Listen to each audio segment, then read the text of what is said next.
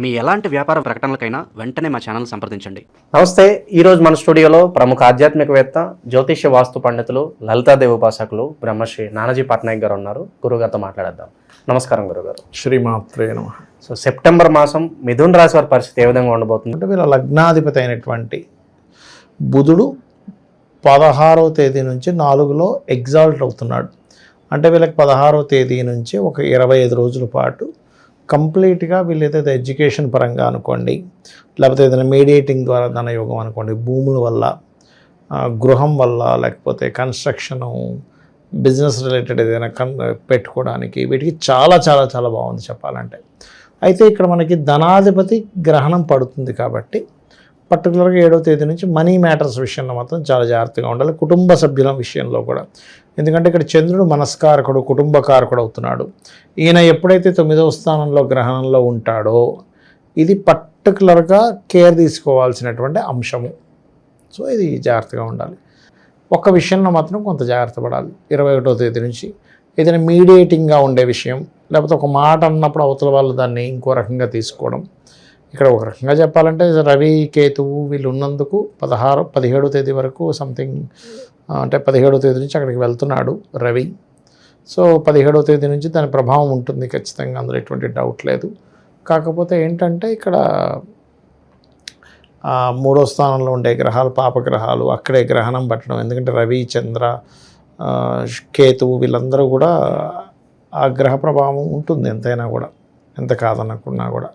కాబట్టి ఏంటంటే ఇది కొంచెం పరాక్రమాన్ని, పౌరుషాన్ని ఇట్లా ఇస్తూ ఉంటుంది. సో అదొకటి. అండ్ మరొక విషయం ఏంటంటే ఇక్కడ గమనించుకున్నట్లయితే వీళ్ళకి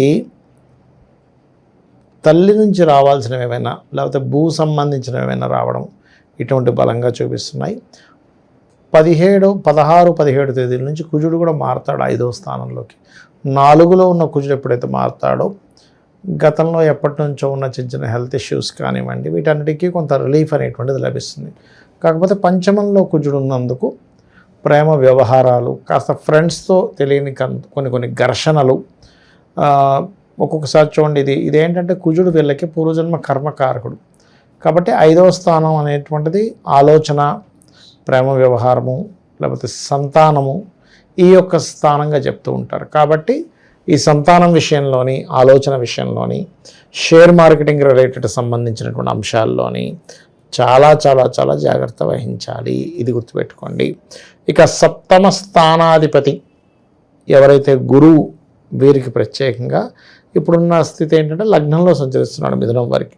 సో ఎప్పుడైతే లగ్నంలో గురువు సంచరిస్తుంటాడో ఇది ఇచ్చే రిజల్ట్ ఏంటి పర్టికులర్గా అని చెప్పి చూసుకున్నట్లయితే ఇది కొంచెం జీవిత భాగస్వామి వీళ్ళ నుంచి కొంతవరకు బాధక స్థానాన్ని ప్రసాదిస్తూ ఉంటుంది.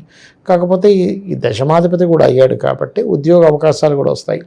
అందులో ముఖ్యంగా కన్సల్టెన్సీ అనుకోండి, బ్యాంకింగ్ రిలేటెడ్, టీచింగ్ రిలేటెడ్ ఇట్లాంటి ఉద్యోగ అవకాశాలు రావడము, ఉద్యోగంలో కొంత మార్పు. ఎందుకంటే ఇక్కడ దశమాధిపతి ఎంత లగ్నంలో ఉన్నప్పటికీ, 7వ దశమాధిపతి ఉభయ కేంద్రాధిపతి ఉన్నప్పటికీ ఈ దశమంలో ఉండే శని వక్రించాడు ఇక్కడ. సో వక్రించడం వల్ల ఏంటంటే ఉన్న ప్రదేశం మారడం జాబ్ కోసము, లేకపోతే నైట్ డ్యూటీస్ ఎక్కువగా చేస్తూ ఉంటారు. అలాగా ఏదైనా విదేశీ కంపెనీలతో టైఅప్ అయి కొన్ని జాబ్స్ తీసుకోవడం, వీళ్ళు సొంతంగా చేసుకోవడము, ఇట్లాగా వర్క్ ఇంత చేసి పెట్టి ఇంత మనీ తీసుకోవడం, ఇట్లాంటివి ఎక్కువగా వీళ్ళకి చూపిస్తున్నాయి చెప్పాలంటే. ఎగ్జాక్ట్లీ సర్వీసెస్ ఓరియంటెడ్ రిలేటెడ్లో చూపిస్తుంది. అయితే ఇక్కడ ఏంటంటే ఎక్కువ లాభాలు వస్తాయి అనే పాయింట్ ఆఫ్ వ్యూలో షేర్ మార్కెట్లో మనీ ఎక్కువ పెట్టడం లాంటివి చేయకూడదు. ఎందుకంటే ఇక్కడ 6, 11 అధిపతి అయిన కుజుడు 5వ స్థానంలో ఉన్నాడు. కొత్తగా ఎవరైనా పరిచయాలు ఏర్పడినప్పుడు కొంతమంది చూడండి ట్విట్టర్స్లోని, యాహూలు, ఇట్లా ఫేస్బుక్లో పరిచయాలు అవుతుంటాయి. అలా కొత్తగా పరిచయమైన ఫ్రెండ్స్ లేనట్లయితే వీళ్ళకి ఎవరో పోలీస్ డిపార్ట్మెంట్ నుంచి పరిచయమైనట్టుగా అవి కూడా ఇబ్బంది వస్తుంది. వాళ్ళు పోలీసులు ఉండరు, ఇన్స్పెక్టర్ కదా, ఇంకా స్కామ్లో అయితే ఇరుక్కునే ఛాన్సెస్ ఎక్కువగా ఉంటాయి. ఎందుకంటే ఇక్కడ మెయిన్గా బట్ ఏంటంటే బుధుడు ఎప్పుడైతే మీకు 16వ తేదీ నుంచి 4వ స్థానంలో ఉంటాడో వీళ్ళు ల్యాండ్, గృహము, ఏదైనా ఒక ఆఫీస్ పెట్టుకోవడానికి, ఒక బిజినెస్ రిలేటెడ్ డెవలప్ చేసుకోవడానికి మాత్రం ఖచ్చితంగా బాగుంది, అందులో ఎటువంటి సందేహం లేదు. సో రిస్క్ అయినా పర్వాలేదు, అప్పు చేసైనా వ్యాపారం స్టార్ట్ చేద్దాం అనుకుంటూ ఉంటారు కదా, వాళ్ళకి ఎలా ఉంటుంది అంటారు? తీసుకోవచ్చా డిసిషన్? ఒకటి గుర్తుపెట్టుకోండి, ఎప్పుడు కూడా వీళ్ళకి కలిసి వచ్చే సమయం నడిచేటప్పుడు ఎంత అప్పు చేసినా కలిసి వస్తుందండి. కలిసి వచ్చే సమయం లేనప్పుడు సొంత డబ్బులు కూడా పోతాయి. ఇది మరి దీన్ని ఎలా చూస్తాము వ్యాపారంలో అంటే అప్పు చేసిన మీరు ఇందాక డైలాగ్ పాడారు, ఎంత రిస్క్ అయినా పర్లేదు పెట్టచ్చా అంటే ఎప్పుడు కూడా గుర్తుపెట్టుకోండి, వ్యాపారాన్ని ఇచ్చే కారకుడు. వ్యాపారంలో మనకు ఉండేది అంటే లాభం లేకపోతే అది వ్యాపారం వేస్ట్. అది లాభం లేకపోతే కొంతమంది ఏం చేస్తారు, కంపెనీ ఎస్టాబ్లిష్ అవ్వడానికి చేస్తారు. కొన్ని బిజినెస్లు ప్రతిసారి రూపాయి రావాలని కదా, కంపెనీ తెలియాలి జనాలకి, అదైనా ఇదైనా రావాలి. దేనికోసం మనం వ్యాపారం చేస్తున్నామని ఒక క్లారిటీ ఉండాలి, ఆ వ్యాపారంలో అనుభవం ఉండాలి, ఆ వ్యాపారానికి డిమాండ్ ఉందా, డిమాండ్ క్రియేట్ చేస్తున్నామా. ఇక్కడ ఏంటంటే రెండండి ఎప్పుడు కూడా వ్యాపారంలో ఉన్నటువంటి లక్షణాలు ఏంటంటే, ఒకటి డిమాండ్ క్రియేట్ చేయడము, రెండవది డిమాండ్ ఉన్నదని నమ్మడం. ఇప్పుడు 2-3 నెలల్లో స్కూల్ స్టార్ట్ అవుతున్నాయంటే ఎవడైనా బ్యాగులు కొనుక్కుంటాడు. కరోనా వచ్చినప్పుడు ఎవడమైనా ఆ శానిటైజర్లు మాస్కులు అమ్ముడుపోయాయి. ఇప్పుడు అమ్మాలంటే డిమాండ్ ఉన్నప్పుడు అమ్మడం వేరు, డిమాండ్ క్రియేట్ చేయడం వేరు. ఇప్పుడు డిమాండ్ క్రియేట్ చేయడం అంటే అట్లాగా ఢిల్లీ లాంటి ప్రాంతంలోనూ అరే బాబు ఇక్కడంతా పొల్యూషన్ పెరిగిపోయింది, ఇది ఒకటి పెట్టుకుంటే మీకు ఇబ్బంది ఉండదు అంటే అది క్రియేట్ చేయడం అవుతుంది. అట్లా అసలు మీ చార్ట్లో డిమాండ్ క్రియేట్ చేయాల్సిన సందర్భం ఉందా, డిమాండ్ ఉన్నదా నమ్మేస్తారా మీరు అనేది కూడా ఉంటుంది.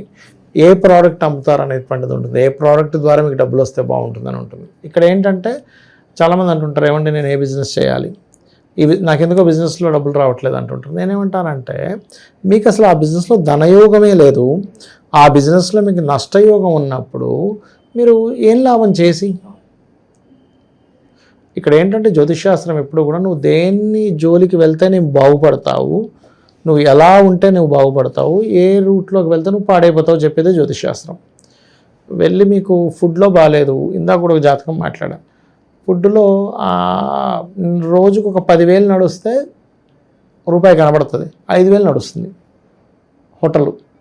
ఇంకా నీకు 2 లక్షలు ఖర్చు అండి, 2 లక్షల చిల్లర ఖర్చు, 5,000 నడుస్తే ఏముందండి అక్కడ 1,50,000 వస్తుంది. ఆ 1,50,000 పైన అన్నీ జేబుల నుంచి పెడుతున్నాడు ఆయన, ఎందుకంటే మూన్ పాడైపోయాడు.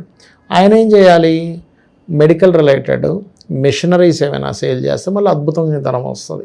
ఇక్కడ ఏంటంటే వీళ్ళకి ఏ యోగం ఉందో చూసుకొని చేయాలండి.